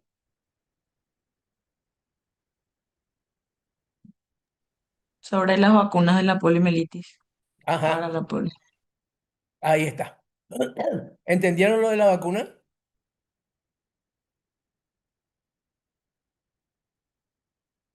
Bueno, Pamela es la única que me está contestando, me hace dedo para arriba. Y bueno, van a ver esa mamá sabe si entendieron o no. Ailén, ¿entendiste, Marín? Sí, doctor, entendí. Bueno, muy bien. Espero que Profe, hayan... ¿y cómo es que se obtienen eso? O sea, ¿cómo se elimina ese estado infeccioso para las vacunas atenuadas, por ejemplo? no te entendí bien. ¿Cómo es que, ve que el Sabin es una vacuna atenuada? Sí. ¿Y cómo es que se obtiene esos virus Y se sin... agarra el virus salvaje y se lo estimula con formol y se descubrió que el formol le saca virulencia. O sea que al hacer pasar por formol, ese virus automáticamente mata el ADN de la virulencia y queda un virus mansito. Por eso se llama virus vacunal. Y el otro, el que está afuera, el que enferma, se llama virus salvaje. Aún así, algunas veces y en raras ocasiones, de por ahí parece que no se lo estimuló bien con el formol y algunos virus pasaron íntegros. Entonces, ¿qué? Y va a producir la enfermedad. Se calcula que cada 1 millón de casos de vacunaciones aproximadamente podría producir la enfermedad que se estaba tratando de evitar. Ese era el único problema. Pero costo-beneficio, millones se vacunaron de manera directa o de manera indirecta. Bueno, seguimos. ¿Qué más le llamó la atención en la clase de hoy? ¿Qué les gustó, qué no les gustó? Profe, y Sí. esta vacuna, por ejemplo, que es con un virus atenuado. Esto era tipo para todo público. O sea, por ejemplo, el de la fiebre amarilla en el Congreso habían dicho que también era un virus atenuado, pero que no era apto para todo público. Para personas deprimidas no era recomendable y todas esas cosas. Sí, señor. Mira, es muy difícil que un remedio, un fármaco o una vacuna sea absolutamente universal, o sea, para todos. Tienen el ejemplo de la fiebre amarilla, que no se da en los que tienen CD4 menos de 200 en el caso de SIDA, no se da en embarazada, no se da en muy ancianos. Justamente ¿por qué? Porque nosotros tenemos que tener un buen sistema inmunológico para que nos sea útil la vacuna. En el caso de la Sabin, la misma cosa. Por ejemplo, un cuadro diarreico en un bebé ya inutilizaba el uso. ¿Por qué? Porque acelera el tránsito intestinal, entonces no se iba a quedar para infectar a las placas de Peyer.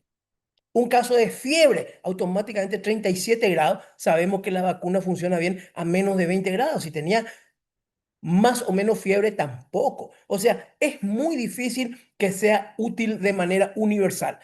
Y tenía entonces sus pequeños problemitas. Sin embargo, hoy no nos acordamos de esos pequeños problemitas y sí nos acordamos de agradecerle al señor Sabin la vacuna que hizo, porque durante más de 60 años los que se vacunaron casi nadie tuvo. O sea, una epidemia grandiosa de poliomielitis se pudo anular con esa vacuna. Y como dijimos, no es perfecta. Ninguna vacuna es perfecta,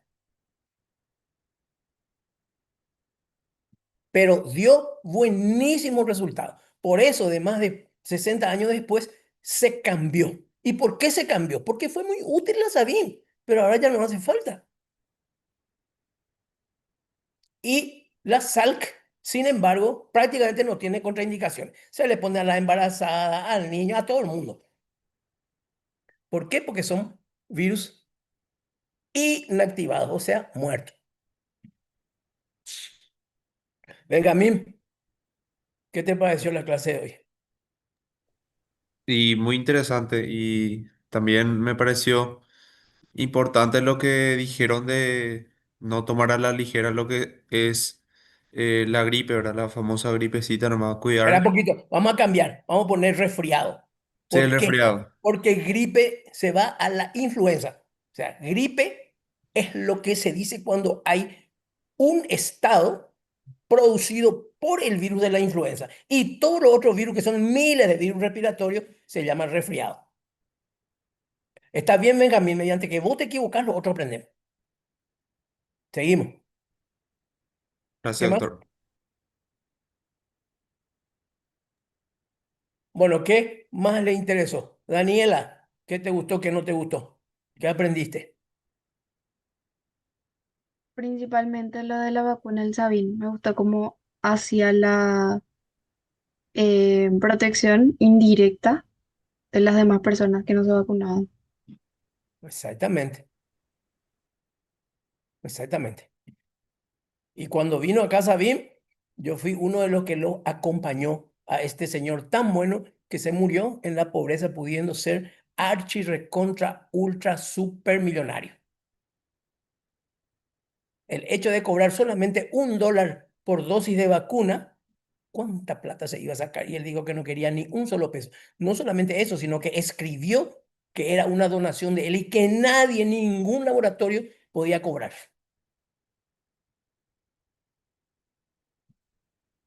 Muy bien. Jazmín, Hola, profe. hola. A mí lo que más me gustó de la clase fue la parte de que hablaste que la importancia de realizar al Papa Nicolau. Muchas veces dejamos de lado eso. Yo al menos no Sí, me realicé todavía este año sí, y es un señor. incentivo para poder hacerme antes de fin de año. Por eso les dije de que estas clases muchas veces tienen que ser vivenciales. Y yo, ¿cómo estoy yo delante de eso? Y yo me hago lo que me tengo que hacer o no me hago lo que me tengo que hacer. ¿No? Y les dije, dentro de todo, aún siendo la primera y o segunda causa de muerte, nos da mucho tiempo. Nos da 5, 6, 7 años. Quiere decir que durante 5, 6, 7 años yo no me hice el Papa Nicolau. Por eso no pillé in situ. Ya pillé cuando creció después de 20 años. Y ahí ya es complicado. Muy bien, Javi. Y casi nos olvidamos ahora de eso, ¿no? Bueno, Jessica Montserrat. Hola, doctor.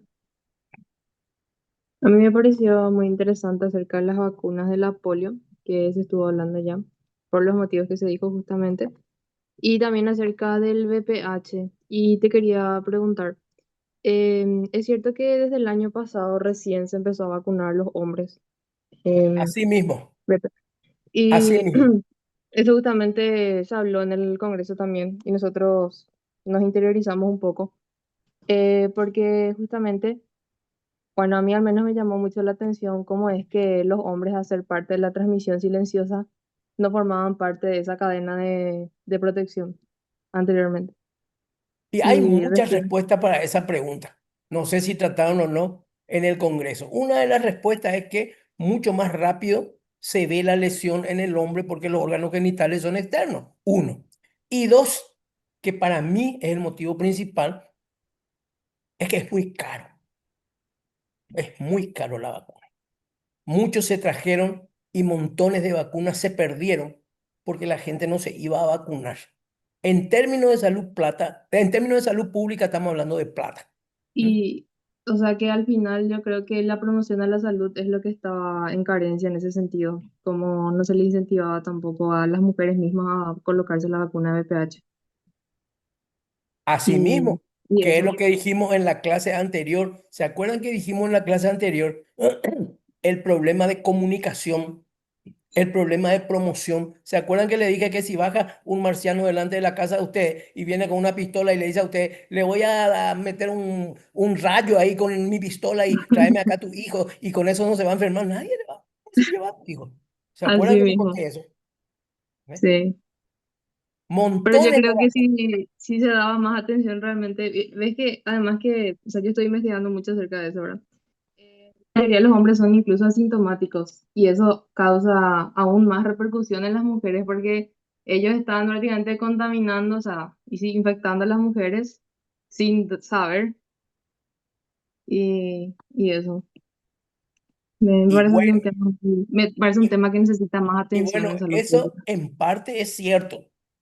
En parte es cierto, pero acordate que la mujer también es asintomática y también está contagiando a los hombres, si no, los hombres de dónde se van a contagiar.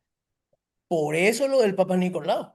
Acá no hay quien es más culpable ni quien tiene más culpa acá, los dos. Porque vos me decís, los hombres están infectados y le transmiten la... Pero ¿de dónde se agarró ese hombre? Claro, es un ciclo, ¿verdad? Obviamente. Eh, eh, bueno. No vamos a culparle a nadie. Somos responsables. Entonces yo te doy la vuelta a la pregunta. Jessica, ¿quién es la que se tiene que hacer el Papa Nicolau? Las mujeres. ¿Quién es la que más se muere por eso? Las mujeres. Pero no Ujú. tiene culpa las mujeres. No vaya a pensar que yo estoy hablando de culpa. El único culpable es el que tiene el monopolio del conocimiento, que es el médico, que es la enfermera, que es la educadora. O sea, los trabajadores de blanco que hace que nosotros no tiene éxito nuestra venta de producto final. Nuestro producto final es que la gente se haga el Papa Nicolau o se vacune y la gente no se hace. Quiere decir que ahí está el pan. Ahí está la falla, en la comunicación y en la promoción. Yo no estoy acordándome en los últimos 5 años cuando se hizo campaña masiva de Papa Nicolau. No me acuerdo.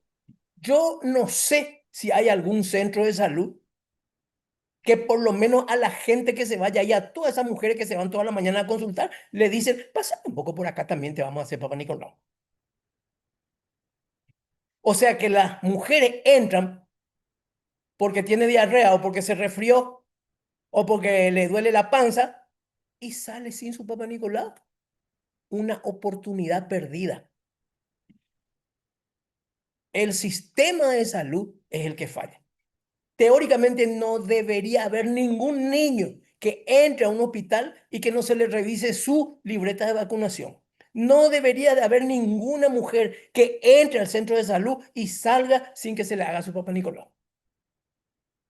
¿Quién falla?